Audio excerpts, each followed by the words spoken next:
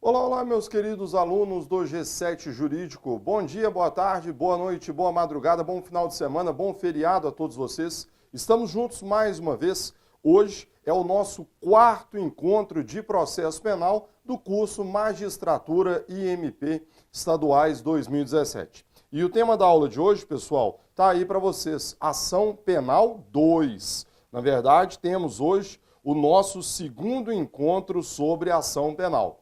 Em 30 segundos, vamos lembrar o que foi visto na aula passada. Vamos lá? A gente falou então sobre o direito de ação penal, falamos sobre condições da ação penal, sobre condições genéricas e falamos também sobre condição de prosseguibilidade ou condição superveniente da ação. Aliás, me lembrava, preparando, revisando aqui a nossa aula, pessoal, caiu até numa prova do MP de Goiás, o tema condição de prosseguibilidade. Uma prova do MP de Goiás, agora do ano de 2016. O examinador tratou desse assunto. E olha que interessante o exemplo que ele deu sobre condição de prosseguibilidade. Ele citou como exemplo de condição de prosseguibilidade a recuperação da sanidade mental do acusado. Renato, como assim? Eu explico. Você sabe o seguinte, a inimputabilidade, a doença mental, ela pode se dar à época do delito e ela pode se dar durante o processo. Eu estou com um caso desses. Eu estou com um caso que o processo já dura, investigação e processo, já duram quase 6 anos. O cara ficou doente. Chegou, inclusive, a ser interditado. Quer dizer, o que nós temos? Uma doença mental superveniente à infração penal. Nesses casos, o que o Código diz? Que o processo fica paralisado.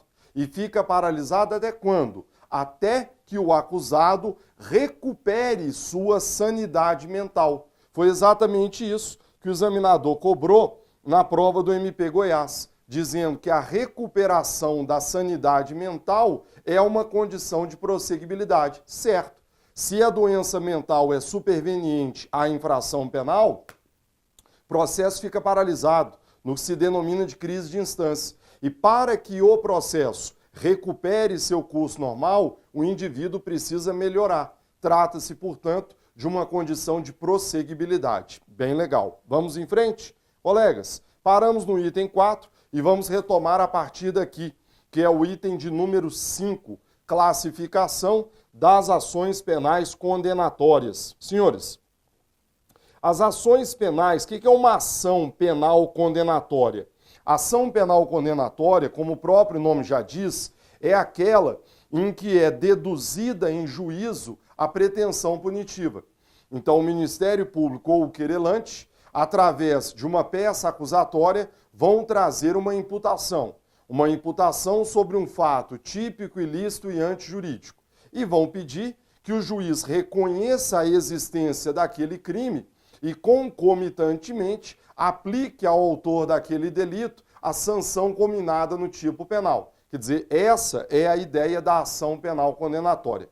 A doutrina, no entanto, trabalha com 2 espécies de ações penais condenatórias. Então, podemos falar em ação penal pública e podemos falar também em ação penal de iniciativa privada. Então, é assim que trabalhamos aqui com essa classificação. Só que é óbvio que dentro de ação penal pública podemos trabalhar com pelo menos 3 espécies e dentro de ação penal privada a mesma coisa. E é o que vamos fazer agora. Então a gente vai trabalhar primeiro com as espécies de ação penal pública e depois com as espécies de ação penal privada. Senhores, a primeira espécie de ação penal, então, está aí na tela para vocês, é a nossa querida ação penal pública. Me perdoe por escrever algo que é óbvio e ridículo, mas que eu sou obrigado a fazê-lo. O titular é o Ministério Público, artigo 129, inciso 1 da Constituição. Maravilha. E a peça acusatória dessa ação penal pública sempre será uma denúncia. Maravilha. Agora, Renato, me diz uma coisa, como é que essa ação penal pública subdivide-se? Vamos lá?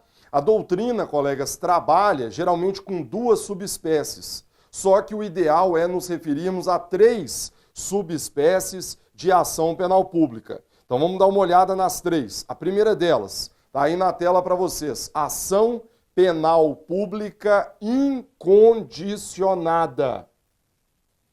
Colegas, cuidado com essa terminologia, porque quando você lê ação penal pública incondicionada, fica parecendo que ela não estaria sujeito a nenhuma condição, o que não é verdade, porque vimos na aula passada, e falamos muito sobre isso, sobre as condições genéricas da ação penal. Ora, como é que eu falo em condição genérica e como é que digo que ela não estaria presente aqui?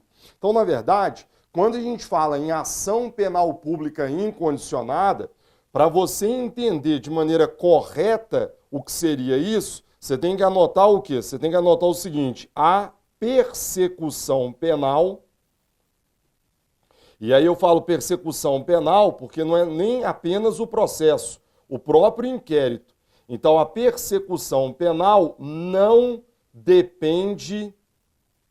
Então, a persecução penal não depende da vontade da vítima. Então, a persecução penal não depende da vontade da vítima. Pronto. Isso é uma ação penal pública incondicionada. Quer dizer, o inquérito para ser instaurado não precisa da vítima. A denúncia para ser oferecida não precisa da vítima. Então, quando dissemos que a ação penal é pública incondicionada, a deflagração da persecução penal não está condicionada ao implemento da vontade da vítima. Procure se lembrar que a ação penal pública incondicionada funciona como regra. Então, a ação penal pública incondicionada funciona como regra. Então, se a lei nada disser, e geralmente é assim que acontece, a lei prevê um crime e não fala nada sobre o assunto, se a lei não disser nada, pronto, estamos entendendo que a ação penal é pública incondicionada.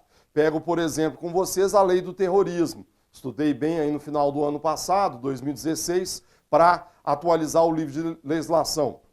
A lei 13.260, ela não fala nada sobre ação penal, fala nada sobre denúncia, fala nada sobre queixa. Tranquilo. Se não fala nada, subentende-se então que a ação penal é pública incondicionada. Quando o legislador assim não o desejar, aí ele vai dizer de maneira expressa. Ele vai dizer, depende de representação, depende de queixa. Quer dizer, ele está nos dizendo que é crime de ação penal pública condicionada, que é crime de ação penal de iniciativa privada. Maravilha? Primeira espécie, então, de ação penal pública trabalhada com vocês. Vamos para a segunda. Agora fica mais fácil. Na incondicionada, a persecução não depende da vontade da vítima. Agora a história é outra. Quando se fala em ação penal pública condicionada, é só você estabelecer o contrário da hipótese anterior. Significa dizer o que nesse caso? Significa dizer que a persecução penal depende da vontade da vítima.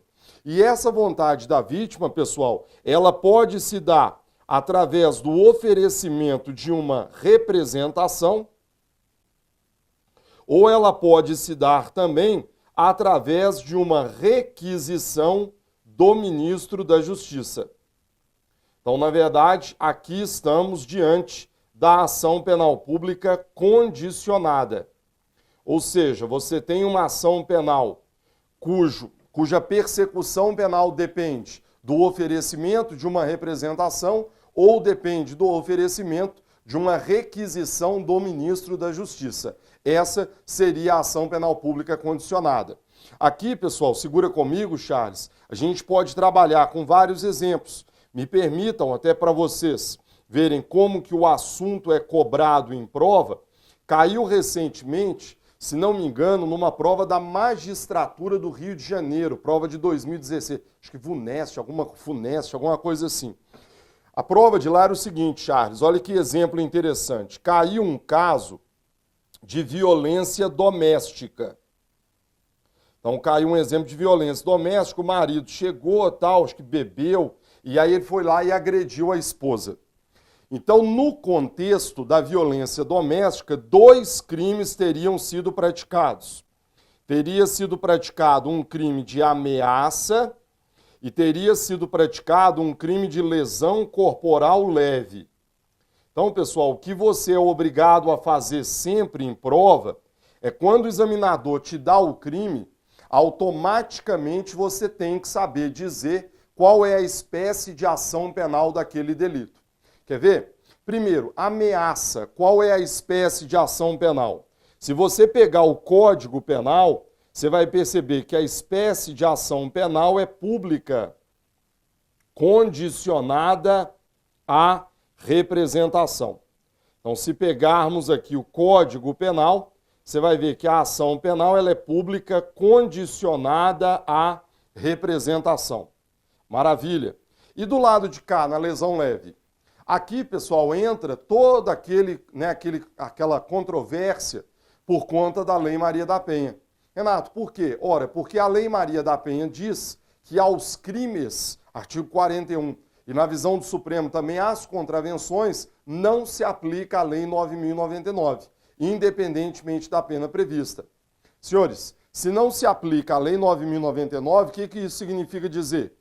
Que eu não posso aplicar aquele artigo 88, que passou a exigir representação para os crimes de lesão leve. Moral da história, se o 41 da Lei Maria da Penha não me permite aplicar a lei dos juizados, e se foi a lei dos juizados, artigo 88, que passou a exigir representação para o crime de lesão leve, qual é então a espécie de ação penal no crime de lesão leve praticado no âmbito da violência doméstica e familiar contra a mulher? Trata-se, meus amigos, de um crime de ação penal pública incondicionada. Maravilha. Então, no exemplo lá da prova do Rio, da magistratura do Rio, o que aconteceu? A mulher apanhou do marido, ela foi ameaçada pelo marido. E aí, Charles, ela foi na delegacia e fez um BO. Só que algum tempo depois, ela voltou atrás. Ela resolveu se retratar. Aí vem o problema. Ela se retratou da representação antes do oferecimento da denúncia. Se ela se retratou da representação, pessoal, eu não vou poder denunciar o covarde lá pelo crime de ameaça. Mas eu vou poder denunciá-lo pelo crime de lesão leve, já que o crime de lesão leve é crime de ação penal pública incondicionada. Quer dizer, por mais que ela tenha se retratado da representação, o crime de lesão leve é pública incondicionada. Posso oferecer denúncia contra o covarde, mesmo contra a vontade da vítima. Maravilha? Beleza. Já vimos então, Charles, as 2 primeiras espécies de ação penal, pública incondicionada, pública condicionada. E aí, pessoal, vocês veem a terceira. Essa é pouco conhecida do aluno. O aluno, aliás, já recebi perguntas nesse sentido, ele fala, Renato, você não está confundindo as coisas, não? Você não está se referindo à ação privada subsidiária? Não, é isso mesmo, meu amigo. É uma ação penal que ela é pública, subsidiária da pública. Em outras palavras, teria havido a inércia de um órgão público e isso vai legitimar a intervenção de outro órgão público. Perfeito. Por isso que ela é chamada de ação penal pública subsidiária da pública. Renato, mas isso certamente não será cobrado em provas. Pois é, caiu só agora na prova do MP de Goiás. Prova do MP Goiás do ano de 2016 cobrou exatamente isso. Cobrou ação penal pública subsidiária da pública. Senhores, quais são aí, então, os exemplos de ações penais públicas subsidiárias da pública? A doutrina costuma se referir aos seguintes exemplos. Vamos lá na tela. Primeiro exemplo, está aí para vocês. É o exemplo do Decreto-Lei 201/67. Esse decreto aqui, senhores, trata dos crimes de responsabilidade de prefeitos e vereadores. Olha o que diz o artigo 2º. O processo dos crimes definidos no artigo anterior é comum, estabelecido pelo CPP, com as seguintes modificações. Se as providências para a abertura do inquérito não forem atendidas pela autoridade policial ou pelo Ministério Público Estadual, poderão ser requeridas ao Procurador-Geral da República.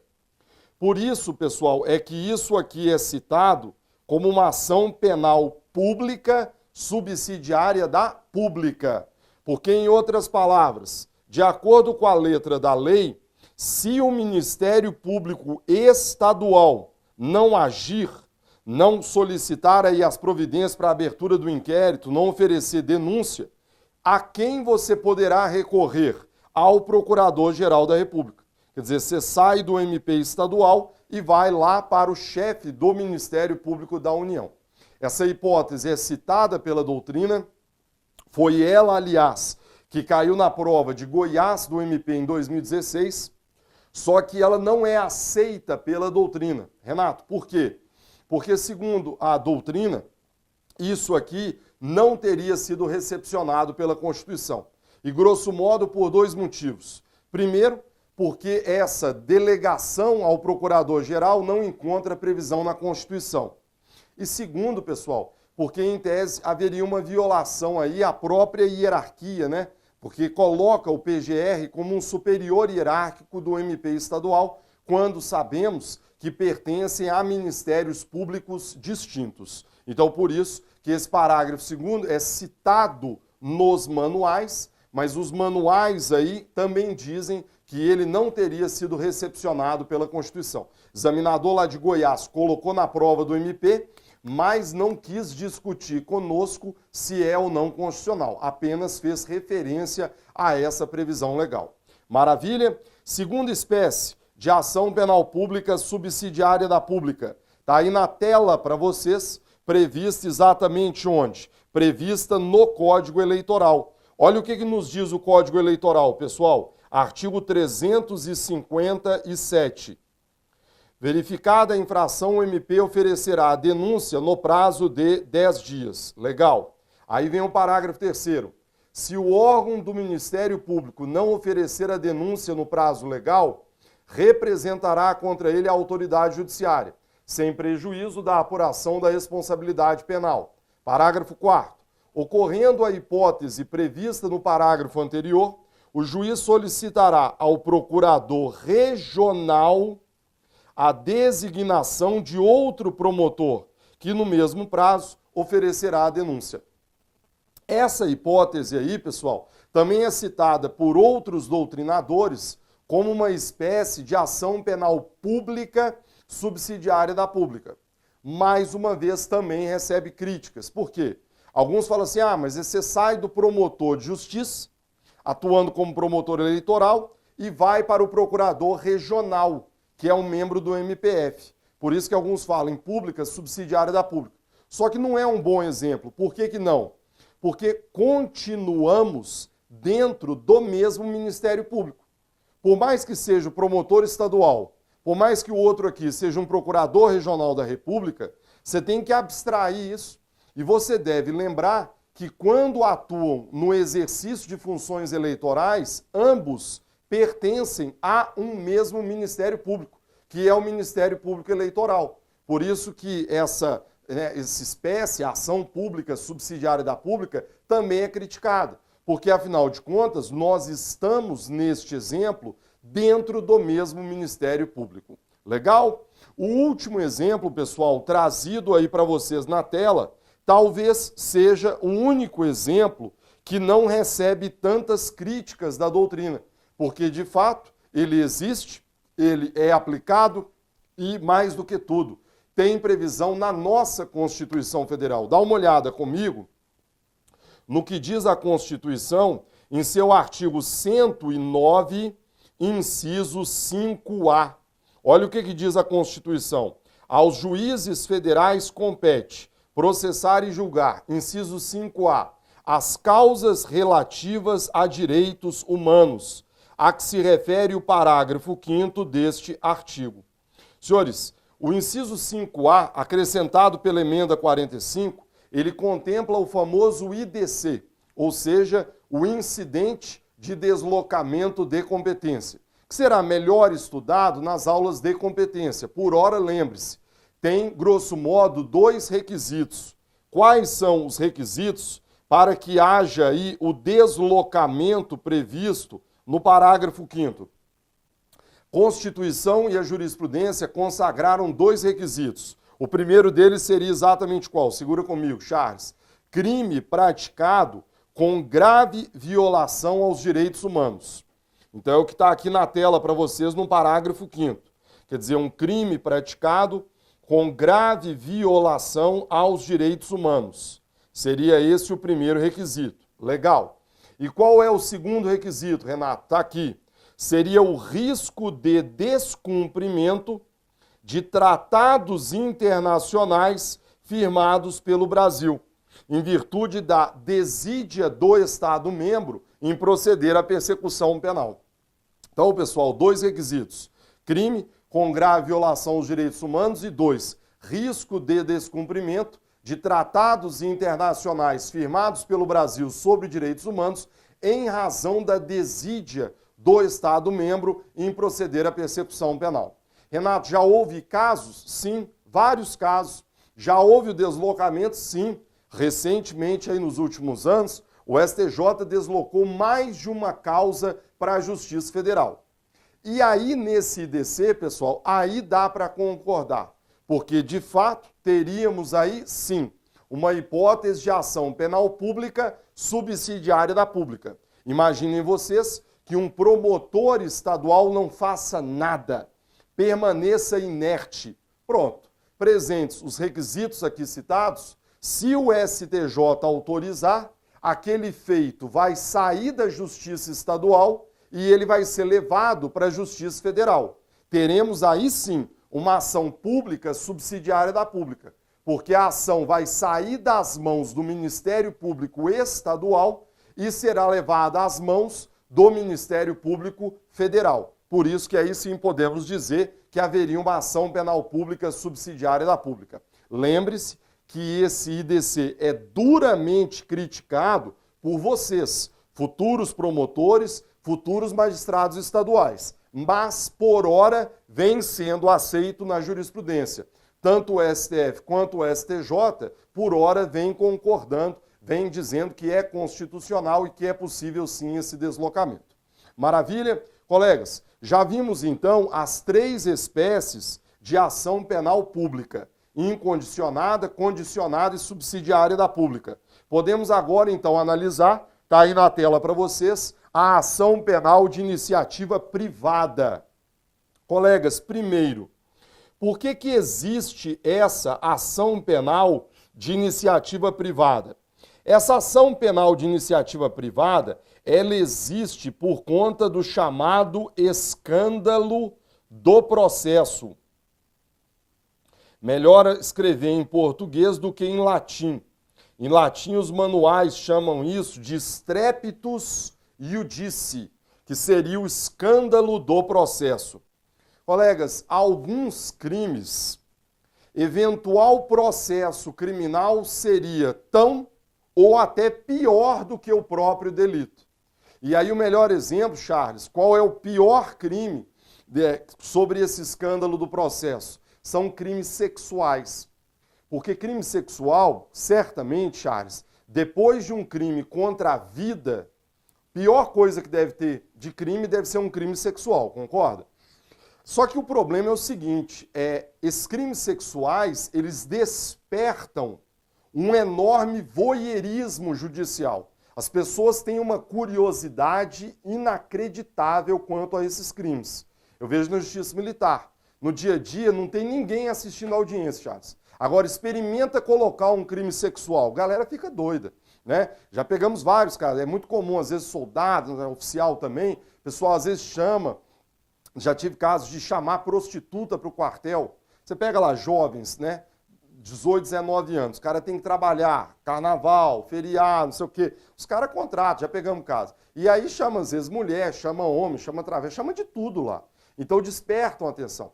Por que eu estou dizendo isso? Porque, às vezes, num crime sexual, o escândalo produzido pelo processo é até pior do que o delito. E aí a pessoa prefere deixar de lado. Ela fala assim, ah, não, quer saber de uma coisa? Eu não vou mexer com isso, não. É o chamado escândalo do processo. Por isso é que, em algumas situações, o legislador retira do Estado a titularidade da ação penal e a outorga ao próprio ofendido. Então, senhores, quem é o titular da ação penal de iniciativa privada? É o ofendido. É o próprio ofendido, ou, a depender do caso concreto, será seu representante legal. E o nome que se dá à peça acusatória é queixa-crime. Cuidado, sempre será queixa-crime. O aluno adora perguntar sobre a ação penal privada subsidiária da pública. Ah, mas como é que fica? Queixa-crime. Não me interessa qual é a espécie de ação penal privada. A peça acusatória sempre será queixa-crime. Vamos lá? A ação penal de iniciativa privada, pessoal, também subdivide-se em 3 subespécies. A primeira delas está aí na tela para vocês. É a ação penal privada personalíssima. Por que ela é chamada de personalíssima? Porque o direito pertence exclusivamente ao ofendido. Logo, no material de vocês, não há sucessão processual. Então, não há sucessão processual.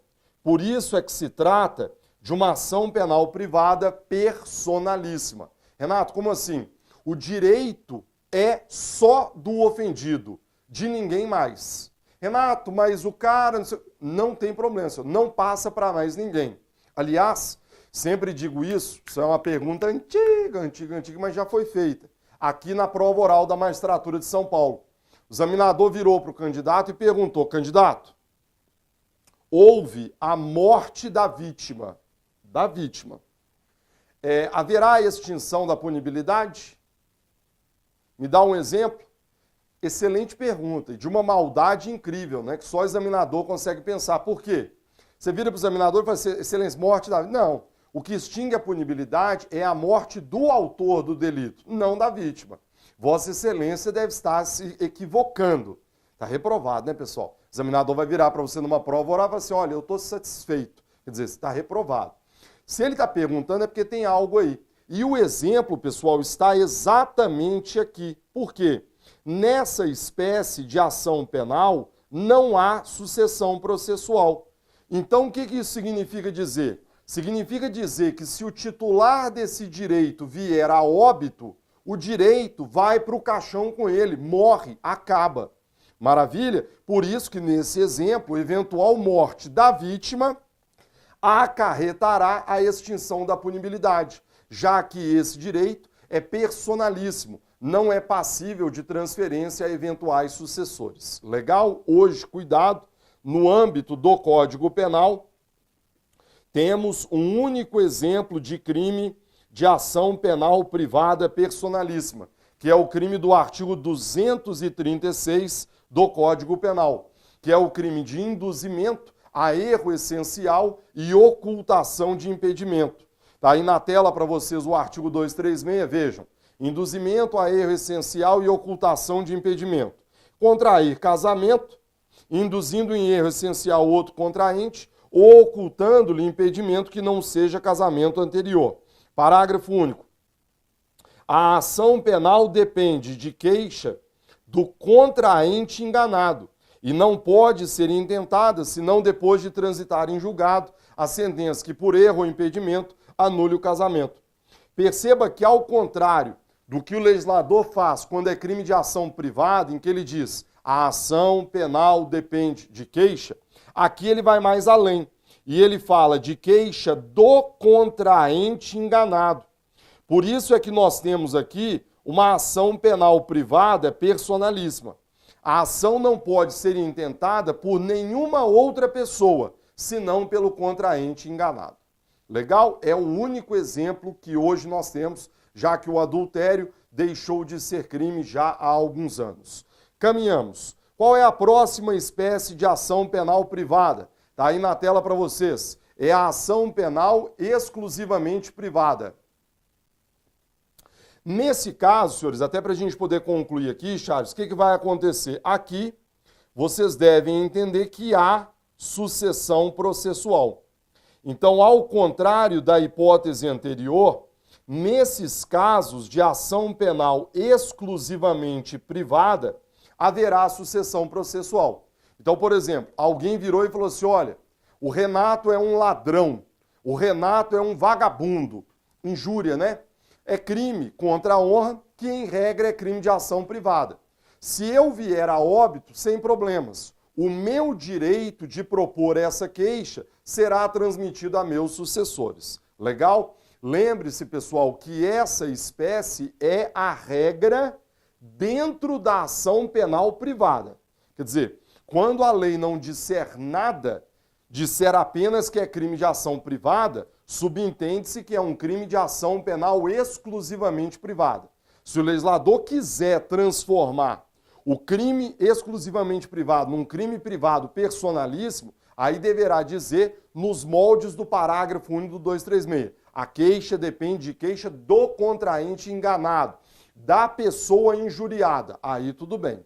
Legal? Para a gente poder concluir, pessoal, e sair para o primeiro intervalo, qual é a última espécie de ação penal privada? Está aí na tela para vocês. É a ação penal privada subsidiária da pública.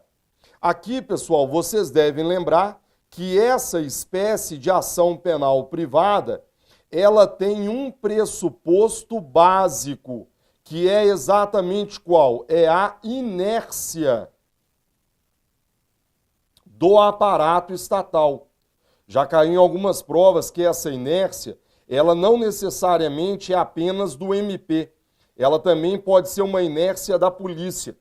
Então, na verdade, o pressuposto básico para o surgimento desse direito é a inércia do aparato estatal. Então, para dar um exemplo, chega nas minhas mãos, Renato, promotor, um inquérito. Investigado solto, 15 dias, 20 dias, 30 dias, eu não fiz nada.